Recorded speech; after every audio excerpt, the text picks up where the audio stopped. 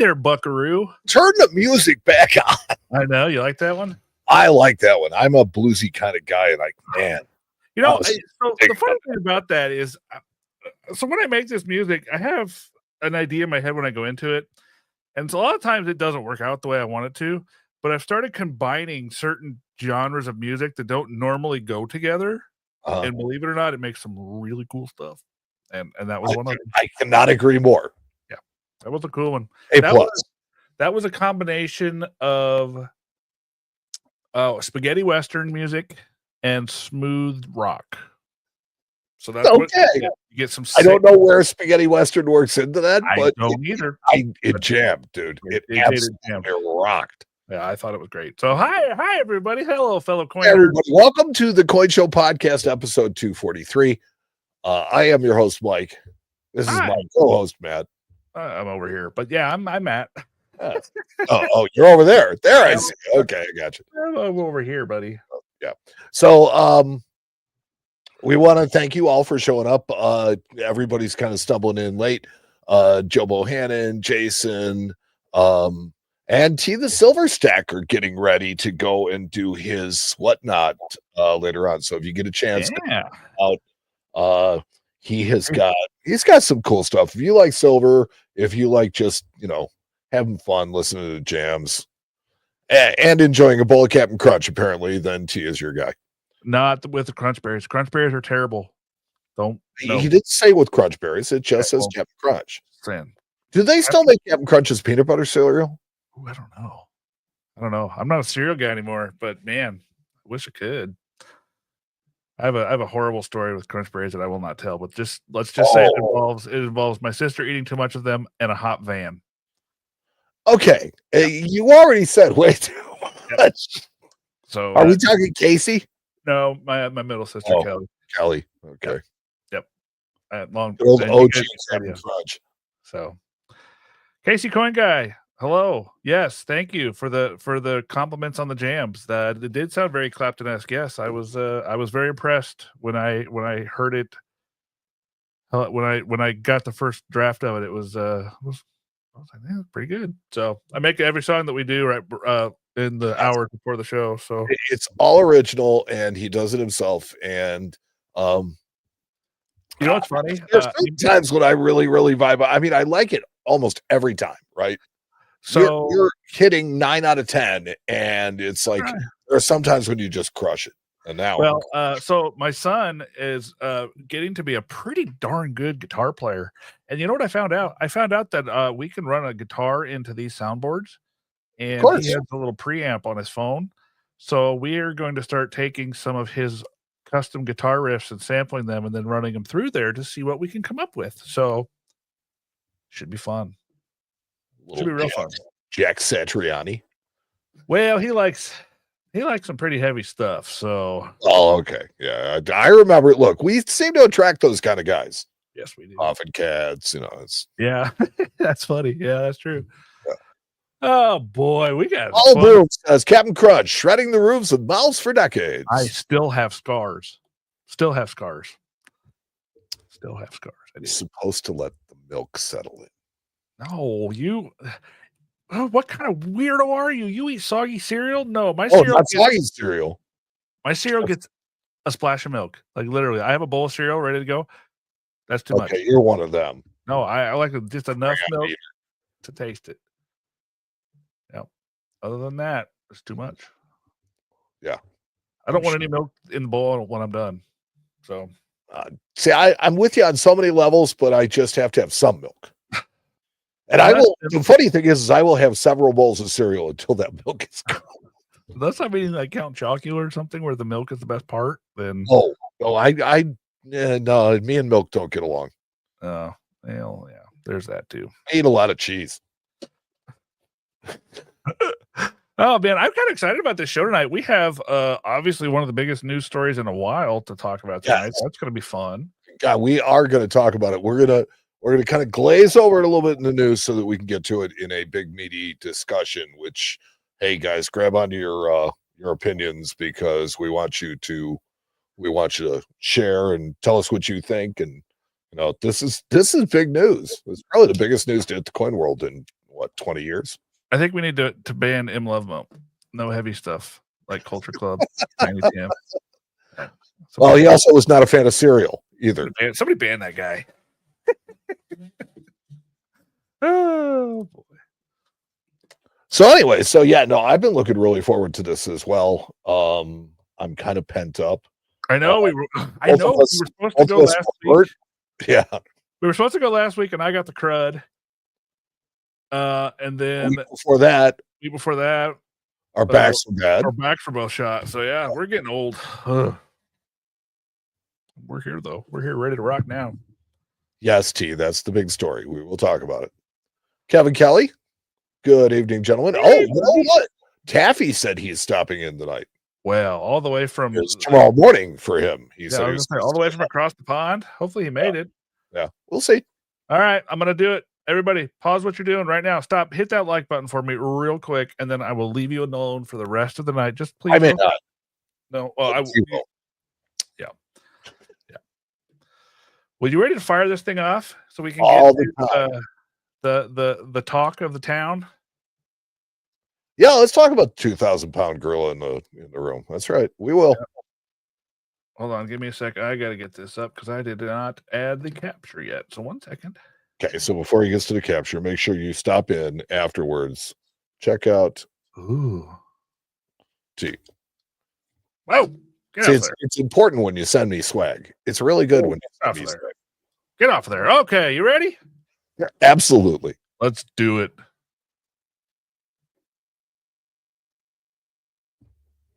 What are we going to do? We're starting the show now, buddy. Okay. All right, you ready?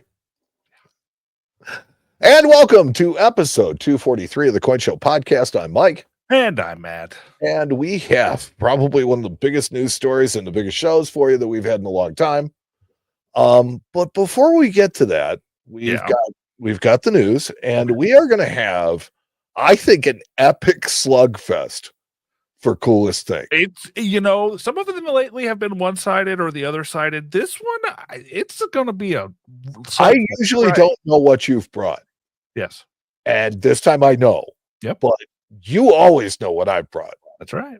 I always pick mine first, though, just to make it fair. No, you're fair. I'm not saying that, but yeah. So all that is coming up. But first, as always, the news.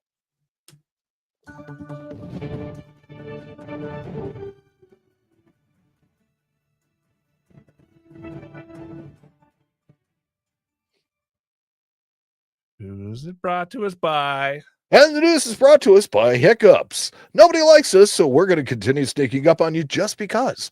Hiccups. What? Tiny stomach contractions.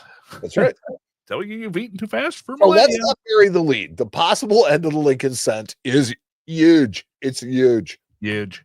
But it's my hope to detour that part of the story for just a couple of minutes. We'll talk about it in depth right after the news. So, although none of us can remember it, this would not be the first denomination that's ever been discontinued. We were talking about this in the office the other day. We tried to name them all, and I think we did a pretty good job. Yeah, I mean, you got your half cent, your half dime, 2 cent, 3 cent, silver dollar, right? Yeah. All gold coins. Yep, you got your 20-cent piece, your 2.5, your 1, your $1 gold piece, your 2.5, your 5, your 10, all your gold. Yeah. So 20-cent piece. Mm-hmm. The 20-cent piece I missed. Good catch. Silver 2 and 3, or silver 3 and nickel 3 and silver and 2 and all that stuff. But these are all things that were issued for a reason. And then that reason kind of went away. So that was why a lot of them were discontinued. This is a little different. Right. This, if you want to call it, it's going to reduce cents to a rounding error. Right. Because, I mean, that's pretty much what's going to, see, here's the thing is, a lot of times people go flying off the handle about stuff without really either knowing what's going on or having asked the right questions, right? So if you want to look at, like, Canada is a good place to look because they eliminated their cent 13 years ago, right? But they completely, like, totally, is she gone? Eliminated it. No, they eliminated it. But what they did was they instituted rounding, but it goes in both directions. Yeah. And the people that I've heard this week is, well, they're going to round everything up. No, they're not. No. It's like they will round some up. The only thing that you're going to really notice is things are not going to be $9.99 anymore. Well, they're going to be $9.95. I think you're wrong. Because at the end of the day, credit card transactions are not going to change. That's what I think is really going on, is that in cash transactions, there will be rounding. But if you think about how many cash transactions you make over the course of a day, I don't disagree with you. We'll talk about that here in a little bit, though. So we'll talk about the gaping hole in our heart that is the Senate. But we'll do it later. If you are in the Southeast U.S. and you want to see a fairly large show, the ANA's National Money Show is going to be in Atlanta, February 27th through March 1st. Yep. So that's 2 weeks. Yeah. And I will tell you that our very own Russ Bega is going to be giving a money talk. Ooh. So he's going to be giving money talk on Tales from the Counter. So he's going to be talking about, let's see, I got a list of it actually, because I was asking him about it. He's going to talk about, there was a horse medal that came into the shop that turned out to be unique. There was a counterfeit quarter that Barry brought that we were able to do the research on. And the Masonic half. That thing was cool. That was really cool. So it's like, and these are just, bigger points to some of the stuff that he's going to have. So one, if you'd like to meet Russ, and he's a fascinating and very good looking guy, go check him out. Check out his money talk in Atlanta at the ANA show. I don't know what the hell that was. Go see him at the ANA show. Even if you just want to bask in his Russness, that's Yeah, I also talked to a couple other friends of the show. I talked to Ben the Coin Geek the other day, and he's actually going to the show. So very interesting. Cool. Very interesting. So I unfortunately don't get to go. We're in the middle of a remodel / expansion in my office and bringing in new staff and expanding the store. So I'm staying home to take care of that. I don't really travel to a lot of shows. Somebody's got to stay and watch the house. Yeah, you're good at that. Whatever. Conservation and recycling are themes for some sixpence at the Trial of the Picks. Okay. So the Trial of the Picks, look, it's a really cool tradition that's been going on since the Middle Ages, right? Where they take the coin of the realm in Britain and it's brought and it's tested, and the alleged threat of if it doesn't work out to par, if it's not up to the standard, then the moneyer is going to get his hands chopped off. That's my favorite part of that. Like that whole. It's my favorite part. Maybe why they keep it going, but there's really not a lot of that anymore. But they actually do all of the bullion coins that they do nowadays to make sure as kind of a ceremonial thing, and then they get kind of the seal of approval and stuff like that. It's a good way of showing off what people make. Yeah. I think these coins are going to be made from recycled silver that is taken from old photo negatives and from other recycled. Oh, that's kind of cool. That's the first I think I've heard of that, where they've actually made it known that you're getting recycled silver. Because a lot of silver does get recycled, and I'm sure it ends up all over the place. We just never know about it. Yeah, so this is going to be made from silver recycled from expired medical and industrial X-ray films. That's pretty cool. Yeah. Look, I'm on board anytime you want to recycle stuff, especially that kind of stuff. But it does make me think about the blood bars. Yeah, that's true. Kind of the same. I'm sure they have a much more safe way of doing it, right? Yes, I think they've got it figured out now. Oh, sure. And speaking of things that have been done for way too long now, the United States Mint has announced the release of the final coin in the Platinum Proof series, celebrating 5 freedoms of the First Amendment.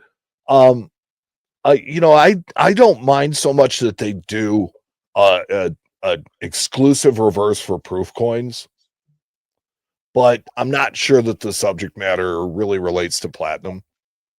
No, not at all. They have it's not even a charter oak; it's just an oak tree on the back of this one, and obviously that heck of cool looking eagle. I mean, yeah, meh. Right. Yeah, it's just they're just making that coin because they're required to. Well, I mean, here's the thing: is they're why do you ever see anybody buying proof platinum? No, never. The mintage numbers for these things are just minute, almost non-existent. And do they have to make them? I believe they are required to make these coins of bullion. Yeah, They've got a huge premium on just the bullion ones too, platinum. well, yeah, that's the thing. I mean, they're kind of. I mean, platinum itself has since fallen off. I mean, it's under $1,000 an ounce, and is not. Oh, it's crept back up to almost 1,000. It's like 990 something. Yeah, and when they first started this Platinum Eagle program, they were cheap as well, but then they went nuts in the middle of the program, and that was really drove the sales of them. And now we're back to kind of like ho humsville when it comes to platinum, with gold being the star and silver being the star, and I don't know how anybody could buy the gold eagles, the proof gold eagles. It's nuts, ain't it? Well, I mean, if you're talking $2,900 gold, they're gonna be charging like $3,200 for a proof ounce. I know. Maybe it'll make it for a low mintage year. I mean, hard to say. Not that anybody's going to care all that much, but you know, that's the one. I guess the silver lining to that cloud. Let's see. Here's an item. The more I think about it, the more I like it. So, I am not a fan of these kind of coins. These coins were made, to celebrate the Beatles, and these were literally Paul McCartney's coins. So they gave him these coins, the British Royal Mint, in order, to kind of gain his endorsement. Excuse me, this is Sir Paul. He is a Knight of the Realm, my friend. I said these are Paul McCartney's. So KBE, okay, are you okay with that? But anyway, so these were the ones that were presented to Paul, and now he's selling them. So while I am not a fan of these kind of coins, if you're going to have a Paul McCartney coin, wouldn't you want to have Paul McCartney's Paul McCartney coin? I agree. I think that is the way to go. Yeah. They're super cool looking too. I mean, not that they're, I think they're huge. Are they metals? I think they're just metals, right? They're silver and Well, I don't know if they're metals or coins. No, it says among them, the 5 kilogram gold piece stands as the largest proof gold coin ever produced in the Mint's Music Legend series. So I guess it's a coin. How big is it? 5 kilo. Oh my God. Yeah. It's got 1.4 million in gold in it. Is it really that much? No. Kilos. 32 kilos about 250,000. So 32.15 times 5 times, that's 160 ounces times say 2,900. That's $466,175 per $500,000. Yeah, $500,000. Isn't that what I said? No. Oh, sorry. My math was too fast. You were mathing wrong. Yeah. They told me there would be no math. No, but that's cool. I mean, that's a neat story. I think those are interesting, and it'd be interesting to see what they bring. I wonder if it comes with like if he signed them or anything. I think the one shows a signature, but I'm not sure if that's even the provenance from the auction. You know that these belonged to Sir Paul McCartney. Sure. Understood and interesting. All right. So let's see. This is the one that I really want to see the story from, because Vaultbox just launched a new series. Oh yeah, they did. Yeah, I wasn't paying attention. So the question I have for it, is quite literally, does it hurt the hobby more or help the hobby more by kind of leaning into this chase aspect of collecting today? It's like, it doesn't seem to me like people collect things in the same way that they did when I was young, right? And can you say that this is just a new method of collecting? Is that people, are looking for the adrenaline rush or the thrill of opening up that big money coin? Or it's exactly what it is. It's the thrill of the hunt. It's the it's like scratching a lottery ticket or betting on a horse or sticking money in a slot machine or throwing the dice. I mean, it's At just the end of the day, it's really not going to damage the hobby, though. It's hard to say. I don't know. I mean, there are people out there that I know, are getting addicted to things like gambling games on whatnot. I mean, people are dropping tons of money, and this is a very similar thing. So, yes, I mean, it's indicative of our society right now. Absolutely. Yeah, I think so. And I don't know. I quit caring about that stuff. So what are the big hits on this series? This is what I wanted to see. I mean, I think they have, let's see, read the story here. 1915 S Panama Pacific 50 graded NGC 64. So that's like $100,000. I mean, there's $100,000 coin that you could get in a box that cost you what, $500, $1,000? I don't know. I don't know what this vault box went out as. These I think are like I thought they were way cheaper. Let me see here. I'm trying to see if they don't show us their issue price, but I guess not. Nope. No, because so many of the people who sell these for they auction. No, I'm talking about just the original issue price from Vault Box. I mean, there's they value the pan pack at $100,000. Yeah. So, but from what I understand, and I think it was Seth Chandler was saying that there's going to be more chase this time, which means that there's going to be fewer hits, but the hits are going to be big. Well, of course, yeah, and that's how. Well, I don't want to get too far into it. Well, so here's the thing, and it's like, here we get the back and forth. Taffy did make it. There you go. So M. Love Mo says the return on investment will always be a big incentive in the coin hobby. Well, I think you're mixing investment and hobby. Yeah. There's no investment here. This is never the gamble. This is gambling. Yeah. This is like lottery tickets. Yep. Those are pull tabs or lottery tickets. This is what you get. Yeah, it's going into the bar and taking a shot at pulling the thing out of the, Yep. That's what it is. And that's where we're at in the industry right now. Like it or not, here we are. And while at first I was really, really offended by the whole idea, I didn't think it was a great idea. I really have gotten to the point where it's like, I don't think it's going to hurt the hobby. I'm not sure I agree with you. Ultimately, see, my thing is, I think that this is more indicative of the way that people are now. And so, but do we, it's not the pastoral hobby it used to be. Yeah, I get that. But do we want to popularize the degenerate gambler attitude that a lot of people have? Are we going to stop it? I don't see why we would want to foster that, but okay. Well, I mean, I think that certain people are leaning into it simply because there's a lot of money. Well, yeah, I mean, money drives all. Right. They wouldn't be doing these things if they weren't profitable for them. Yeah, there's the question is, at what point does it become harmful? Yeah. I mean, most people, when they think, if you have disposable income and you want to buy something like this, good for you. Awesome. Just like anybody that wants to buy a lottery ticket or anything like that, good for you. Good for you. Yeah, well, I mean, if you're saying that $100,000 pan pack is never going to be in your budget, but you can take a couple of shots at it, then go for it. I hope you win, but don't count on it. And only one person's going to. Yeah, I mean, a lot of people this is not a forever system either. This is a finite amount of times that people are going to get nothing or get skunked on these boxes before they're done. And I think we're starting to see that now. Maybe not. We'll see. See, I don't know if it's me and my exposure to gamblers over the years, but in my world, gamblers take loss way better than that. They're like, the fact that they have anything when they're done is way better than having nothing. So I think that even, in these chase aspects, it's like they're just playing and they're having fun playing. And at the end of the day, they really don't care what they have. Well, that's dumb. It is.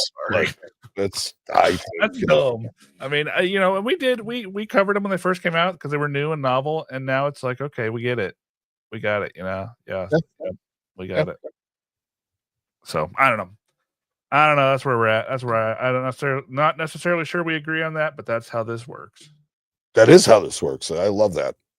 And finally, in the news, if you enjoy our coverage of Jack Young and the work that he does identifying counterfeit coins, but you say, Mike, where can I find more on Jack and his work? Jack has a fairly new, but if I recall correctly, permanent home for his articles and projects now, and it's on Proxy Blog. So Proxyblog.org. I would invite you to go there and keep up with Jack and his work as it continues, because we've really loved his project with eBay has stopped listening to him. It's like he should have been. They should have hired him, and just let him pull auctions or given him some sort of authority to just do that. Why But would they want to do that? They've decided to just stop listening to him. Why would they want to do that and protect people? Jeez. Yeah, well, they cost money, right? It's true. So now Jack has moved over to Proxy Blog, and he does a lot of his stuff there. I wanted to give it a plug because I thought his work is worthwhile and it's really good. But let's look at this new one. Like Jack came up with a counterfeit 28-piece dollar in a really funky PCGS holder. Ugh. Yeah, I'd like to play liar's poker with that slab. Right, that certain number's crazy. But I mean, the coin itself from this far away doesn't look terrible as far as counterfeits go. It looks better than the average counterfeits we see in these. The thing that really stands out to me is the holder, the font, the size, the coloration. Does not look anywhere near correct. What they call an arm's length gem. Yeah, pretty much. I mean, not even. Well, the slab looks wrong. The coin actually looks better than the slab. Correct. Normally it's the other way around. Normally the slab's decent and the coin's garbage. But yeah. Oh, this coin actually looks like a really good counterfeit. Yeah. So then he shows us the original, what the original coin with that certain number is supposed to look like, and obviously we can tell that this is not that. And let's see, the online certification barcode reader looks like it brought up maybe the right barcode. Let me see here. Let's see what Jack says. Yeah, okay. The coin was purchased on eBay, it looks like, because of course it was. Of course. And then he found where the original source coin came from, AliExpress, where they sell them for $128 a piece for a coin that is worth thousands if it were genuine. Right. If that doesn't say deception, I don't know what does. Well, I mean, that's somebody so you're really hurt bad. Right. Looks like he found another one. Same holder. Same number. Same number. Different coin. Huh. So it looks like they're, trying to get better at making these. As they seemingly are. Yeah. And again, it comes in an e-packet from China because of course it does. That's how these things work. Yes. Absolutely nuts.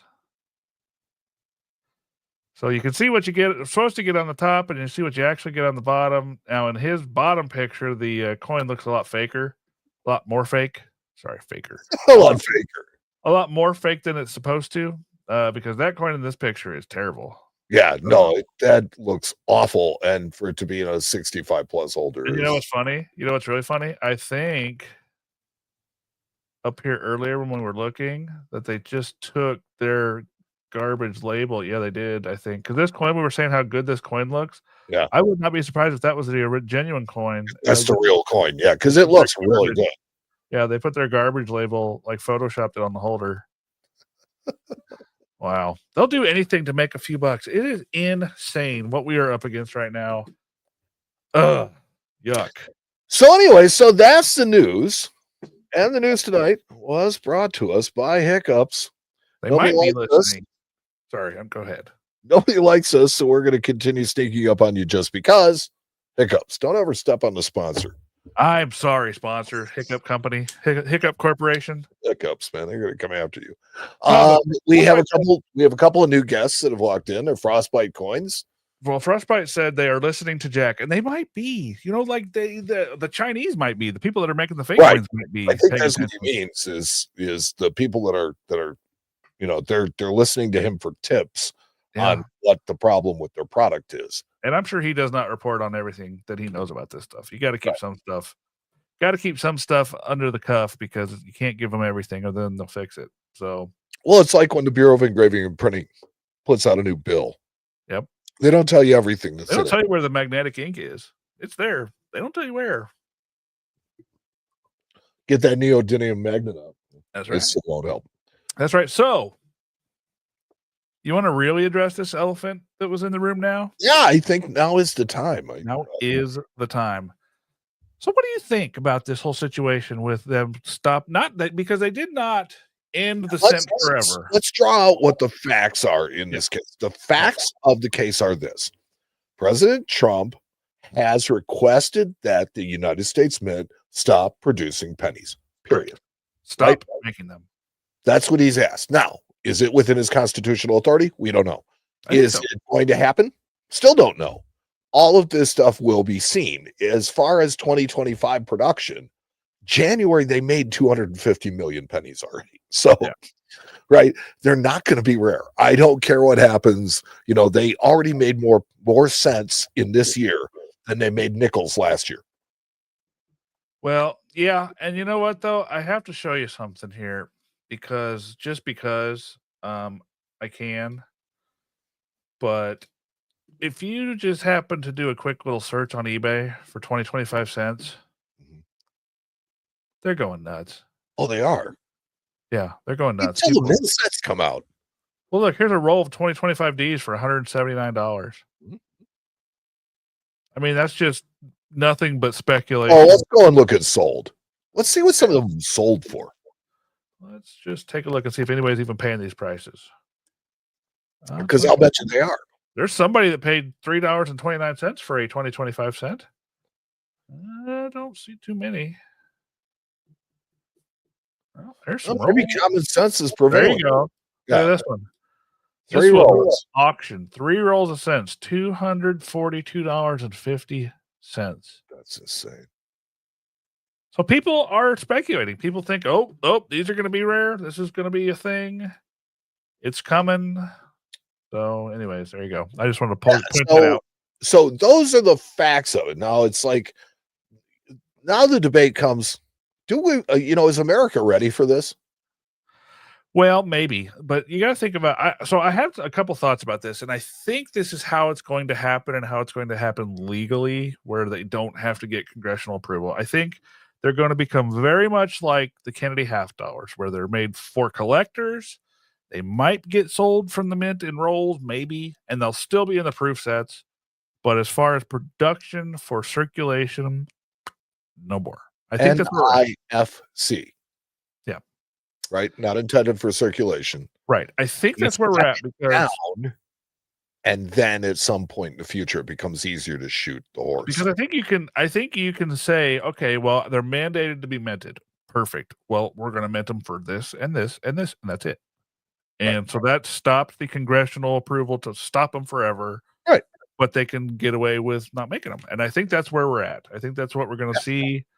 I don't think there's any huge lobby that's saying, no, give us back our, I don't think that's happening. Oh, yeah, no, the A&A is not banging down the door of the White House saying, you better start making these pennies again. It's not happening. But, it's kind of a sad day for us coin nerds. Like we're coin weenies. We like this stuff. So, I don't know. What about penny slots? Of course. Gambler's checking in. Yeah. So, right? You get the vault box, buddy? No, but I mean, that's so.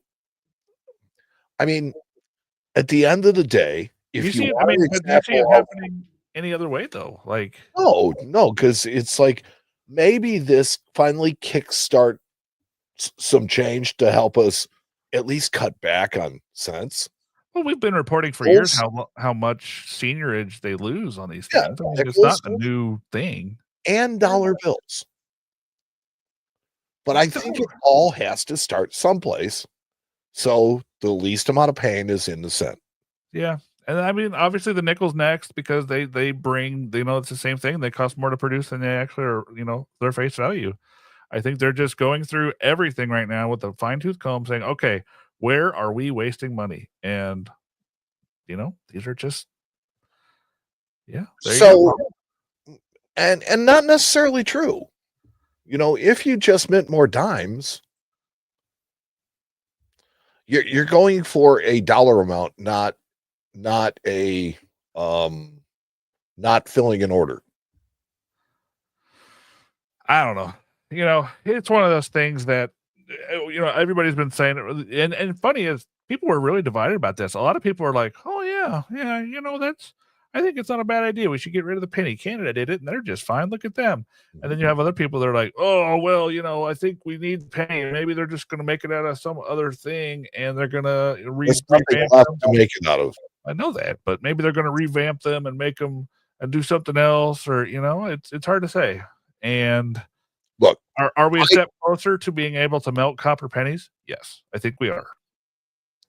I have long said that very simply, if you're really going to be efficient about it and you're going to keep the cent, cheaper than minting them is to recall them at banks and pay 1.5 cents for them. Yeah, they will come out of the woodwork and people will dump them, and then you'll have all the cents that you need. But I digress. For a while. Yeah.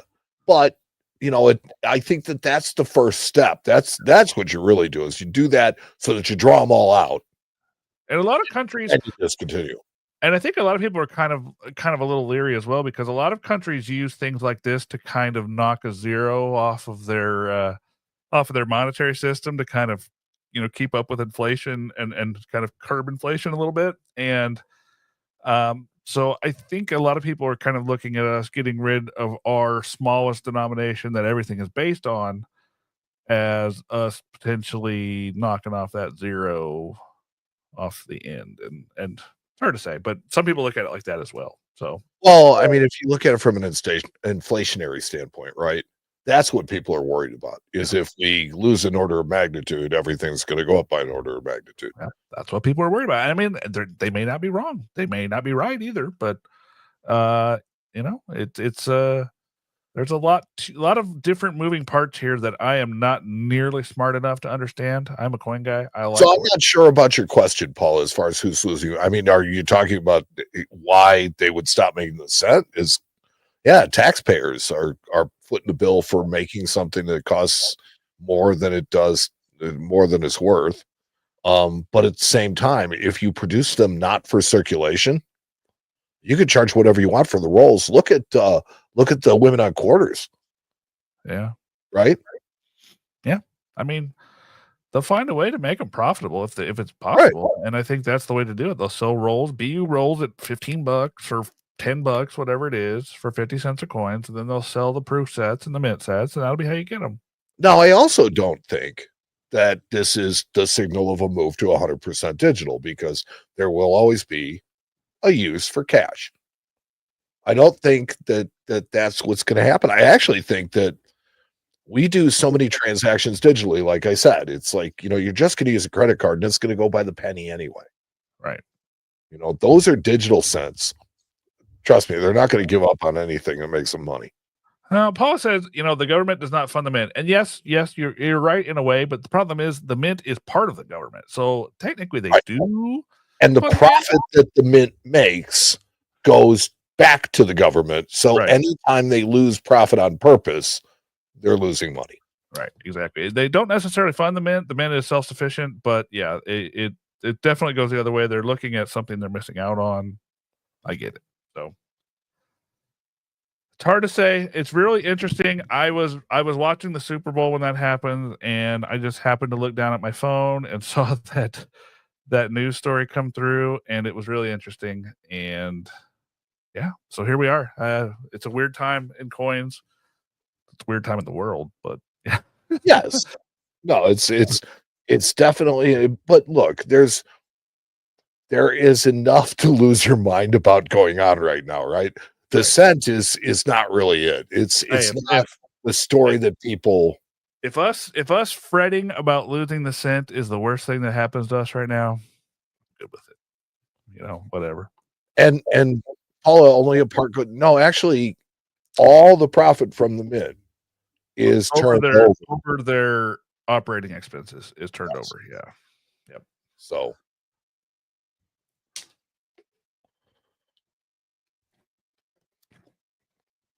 Very interesting. Blair says, I think people are making too big a deal out of it. That's what I was trying to do with this discussion was narrow it back down to, look, what are the facts? Because people are injecting the politics into it, and then they're making the discussion. And I think that if you take the politics out of it and you just look at the facts of what's going on, that you can have a much more intelligent conversation about it. Because to be honest with you, look, friend, this show is nothing but intelligent conversations. I don't know what you're talking about. Yeah, except for the part that I do. Yeah, well, yeah, I mean, but whatever. But it's just really interesting to hear everybody's thoughts on it. I have my own thoughts. We've been hearing it in the coin shop all week. I'm sure you have too. It's very interesting to see what. And the next question is, what's that going to do to cents themselves as a collectible? Is it going to cause the other cents to increase, or did your SVDB just go up 20%? I mean, what are we looking at here? Okay, so let me opine on this really quick. Is it going to lessen the number of rolls of 1950s era memorial sets and wheat packs? No, I don't think it's going to have an impact then. Yeah, it's hard to say, but if the program guys get a hold of it, with me too. But if the program guys get a hold of it and start putting out all sorts of different cent sets, they're going to need more cents. And guess what that means? They'll have to pay more for them. So that means that the prices will go up. So it's hard to say what we're looking at. I think it's going to be a little while before that trickles down while the program guys get their act together and see what they want to market. And also, as the news breaks, if this is actually going to be the end of the cent or if it's just a temporary thing, I mean, we don't know. Call me old. Oh, you're old. And call me jaded. You're jaded. I am. But I don't think it's going to happen in my lifetime. And to be honest with you, it may not happen in yours. Yeah. Well, it's hard to say. It's hard to say. But all these things seem like hair on fire at the time, and then they take forever. But this is this is pretty big news just for simply coin's sake, because, it's the last major coin change we had was when? Like, when was the last time we either brought out a really new 1965 or took away the silver out of the coinage? That's it, because they weren't even sure if people were going to accept clad coinage. I mean, we fiddled around with the dollar coin a couple times with the Susan B. Anthony's and the Eisenhowers and the presidentials and the but those were American changes. Well, I was talking about new denomination, like a new denomination. In the 70s, they came out with the Ike dollars. That was a new denom because they had stopped them. They had stopped them way back in 35. And then in 70s, they decided, you know what, we're going to bring another one out for circulation. We need this coin. So that was probably the last change I can think of, was the early 70s with the advent of the Ike dollar. Or maybe the $2 bill. Casey's Coin Guy says $2 bill again. Well, I mean, that's all the 1970s. It's all right in that same area, and it's because. So if you look at it, they got handcuffed after the Mint Act of '64, right? You had 3 years where there's no mint marks on any coins. I was just saying that people are like, well, it's not that big of a deal. Well, it kind of is, because this is really the first monetary change that we've had since the early 70s. That's the only reason that I'm making anything of it, is because if you look at it that way, it's kind of a big deal. It's a thing. Yeah. So I don't know. I think that the bigger change came in 65, and that's just because, like I said, when you're not sure if people are even going to accept the currency, that really, I mean, to the point where they made side by side silver and clad coinage for a year and a half. So just to be doubly sure that they were actually going to fly. Yeah. Right. Well, interesting conversation. Thank you guys so much for hanging out and giving us your insight. I think that's really cool. And I think this is a really good point. People who aren't coin collectors are talking about coins, and that is good for the hobby. That is true. They are starting to look at their pennies. So I can't argue with that logic. Yeah, we had a student from DePaul, a journalism student, come in this week and wanted to ask us about stuff like that and what we thought it was going to happen. And look, there's no shortage of opinions on what kind of impact this is going to have, but nobody's got. Well, I do have a crystal ball. It's back there, but it doesn't really work. That's funny. Well, friend, are you ready to get? Well, hold on, I got to get this set up real quick. I was going to say, I don't think that's the way it's going to work out, but I wasn't finished. Hold on, let me get myself ready here. Okay, I think we're good. Okay, are you guys ready for a brawl? Friend, are you ready to have a knockout, drag out, knockdown, whatever fight we're getting ready to have with these awesome coins that we're bringing? If it's about coins, absolutely. All right. Well, let me get yours pulled up here. You can start. Ooh. And oh yeah, you got an intro for us? Yeah, I do. Hold on. This one? Nope. This one? And yep. Okay, there it is. All right. We'll start this one over. All right. I love these. I love it that we're editing it now. We can go back and do this. It's the best. All right, buddy. Are you ready for this? I'm gonna take you down. Maybe. Says you. Maybe. All right. Time for a coolest thing. Time for the deep voice guy. And now for the coolest thing to walk in this week. A competition segment between Matt and Mike to see who's had the coolest thing walk into their shops. Who'll win this episode? Let's find out. Matt? Mike? Who's got the coolest thing? Okay, so one of the, I think, real advantages to working in the shop that I do is that we have all kinds of experts and all kinds of people. Yeah. And so that does give me a really, really wide variety of stuff to choose from. This is pretty cool. This is really cool. This is a Henry VIII one Sav from somewhere between 1544 and 1547. Look at that griffin on the back. Guy. This is Henry VIII. I am. And I mean, just the condition of the coin.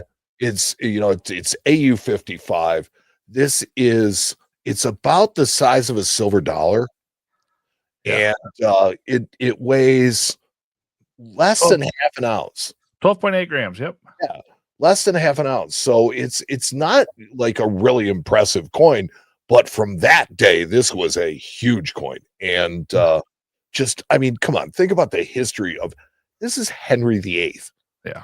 That's pretty awesome. I like it. The coin too. It's got him sitting on the crown with the royal, I think it's a crown there next to him, or maybe a scepter or something. Just all sorts of fun royal implements. Yeah, there on the back of it, you have the shield and you have that awesome griffin on the right hand side. That thing's cool. And then you got a weird kind of emaciated looking lion. That guy's not quite as cool as that cool griffin, but I forget pretty cool piece. It belongs to. I think it's the Griffin of Edward or something like that. That's a pretty cool coin. So that is about as cool as it gets. Yep, almost as cool as what I brought. Says you. Yeah. If you guys have been paying attention to my socials and the socials for the show, I made a little short about this piece that walked into my shop, and I just wanted to talk about it a little more. It's that stinking cool. Hold on 1 second, because we have one question. David Donahue asks, what would be the comparable spending power of that coin? It's one sovereign. So a sovereign was a lot of money back then. It was like a week's salary. I'm honestly, I can't speak to exactly during that time period what it was worth, but I do know that it was a very large amount of money. Yeah. That was not something you would find on the average person.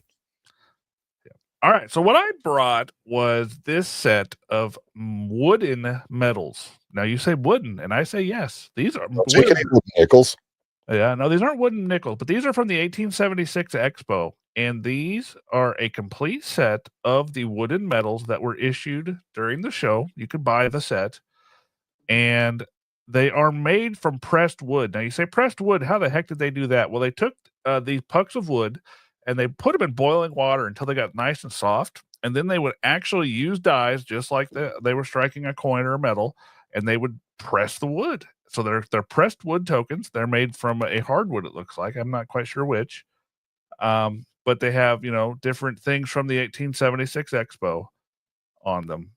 And the coolest part is the original box. I have had these medals individually. Maybe not all of them, but I've had several of them. I have never ever seen the original box for these things. This is the first one I've ever even seen, let alone owned. What's the lining made of? Is it cardboard or is it Yeah, it's cardboard. The box is all cardboard, and this one is in being held together with a little bit of tape. But you know what? Again, I've never even seen another one. I've never even seen another one. So imagine that. It has all the different hulls that they have the medals for there. Just an absolutely freaking cool piece of stuff. I thought you guys would like to see it. I was happy to buy it. Where was this exhibition? Philadelphia. Okay. It was in Philadelphia, Pennsylvania. Centennial exhibition. Yep. And it was I don't know if it was a World's Fair. I don't know if they call it the World's Fair. They called it an exhibition. Yeah, this was a Centennial Expo. And the fact that this thing even survived, you have something that normally coins and medals aren't made out of, which is wood, which is fragile enough on its own, and then the stinking box is made out of cardboard, and it was made in 1876. So, yeah, I thought it was cool. That's why I said this is going to be a knockout, drag down battle, because both of these things are freaking cool. I will tell you, this is impressive. These are very, very cool, and the way that they're made, just the uniqueness of it, I have to give you props. They're very, very neat. Yes. So now we're going to find out what everybody else thinks, and we will go to our Friends of the Coin Show podcast, where the unnamed source will post a poll. Yep. And you guys could vote for one or both. That's right. You can vote for both. You can't vote for both. Yeah. We found that out. So, I'm from Chicago. Vote early, vote often. Vote early, vote often, vote after you're dead. That's right. That's right. So that puts a very nice bow on episode 243. Amazing, isn't it? Yeah, it really is. We're closing in on 250. Semi-quincentennial. Hey, we're going to get there before the country does, though. I think so. Maybe. Yeah, no, we will. 243. We might get more the 4th of July. Yeah. Wow. Cool. Yeah. So do an outdoor episode. That would be very cool. Sitting around barbecuing, fireworks. Yeah, drones. Yeah, we may have to get together. We'll do it in the summer. We may have to get together and actually do the episode together. Okay. Somewhere. I'm not sure where, but so if you're going to be in Atlanta, check out Russ at the ANA National Money Show. If you're going to be in Baltimore, we'll be there. We will be there. We will be at the Baltimore Whitman Expo next month in March, and we're going to be there for the whole show.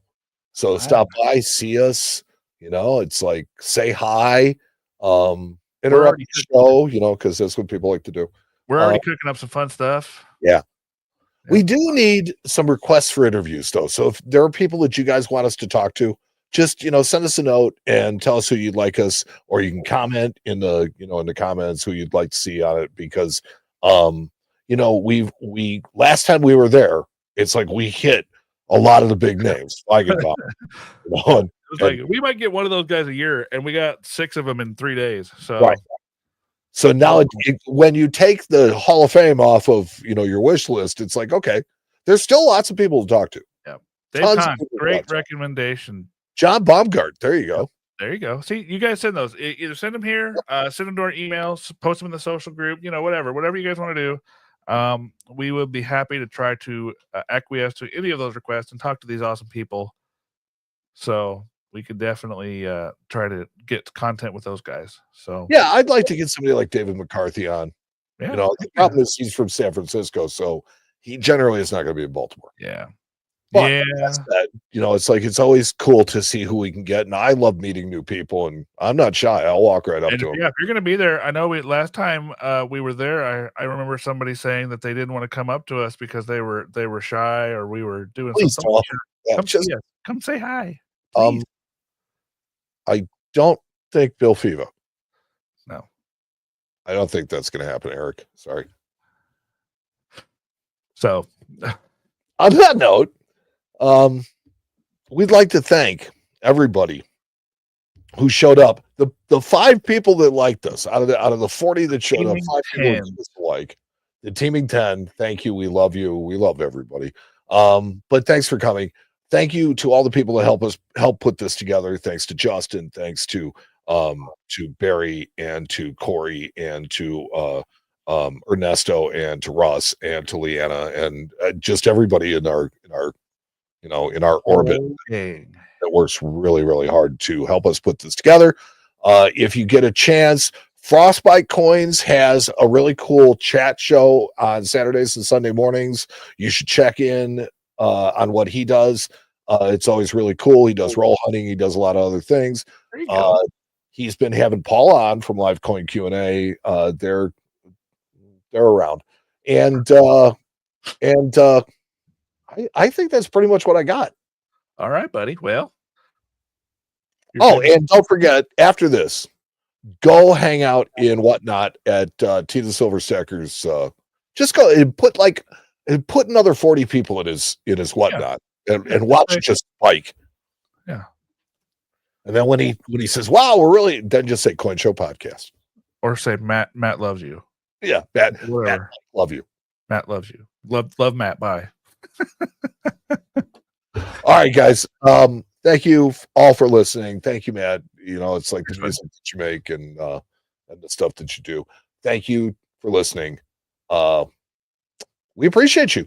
Check us out on social media and join us. 2 weeks? Next week. We're looking 2 weeks. We're looking 2 weeks? Yep. Okay, join us 2 weeks. We're probably going to do a hangout. And if you have any more commentary about the scent, feel free to drop us a line. We will definitely address it. We'll do it. Love you. For the Coin Show. I'm Mike. And I'm Matt. And we'll talk to you next time on the Coin Show Podcast.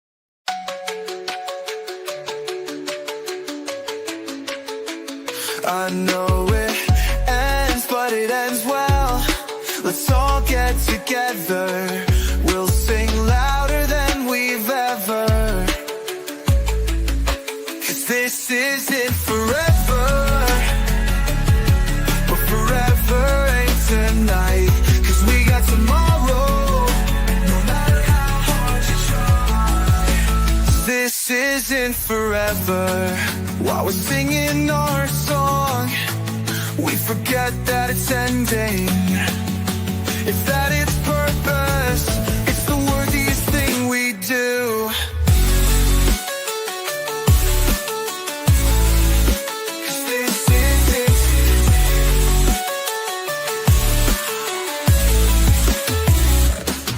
And forever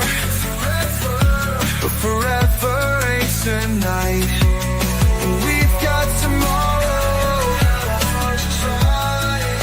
'Cause this isn't forever, but forever ain't tonight. We've got tomorrow. This isn't forever. This isn't the end. Until next time. Until next time. Until next time.